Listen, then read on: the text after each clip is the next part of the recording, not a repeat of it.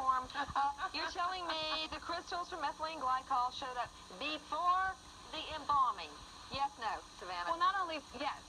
And not only that, Nancy, we had two chemists on the stand today who said that the chemicals that were used by this particular funeral home do not contain ethylene glycol and never have.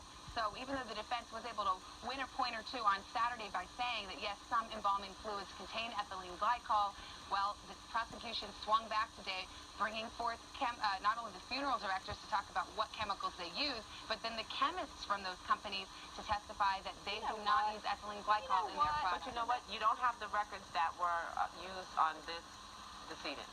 You don't know what was used to embalm him, so wait a minute. They were destroyed in a flood. They just said they didn't use a fluid that contained ethylene glycol. They're arguing that they don't use a chemical that uses it, and those are prosecution witnesses, but they don't have the paperwork which Why do you shows say they don't have what the paperwork? fluids. There was one recent article that said it wasn't clear that the funeral home couldn't say for sure whether the embalming fluid did in fact contain antifreeze components or not. Right. They don't know. They don't know what they use. They But don't I have guess anything for to back it up.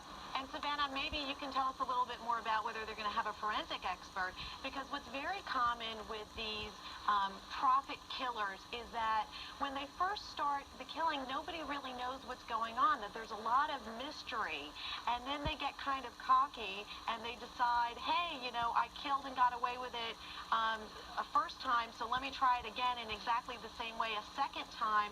Will they have anyone to talk more about these kinds of killers? Well, you know what? If there was such a high level of toxins in his blood at the time of the first autopsy, I think it would have been sent off back then, not now. Savannah, did you want to answer that quickly?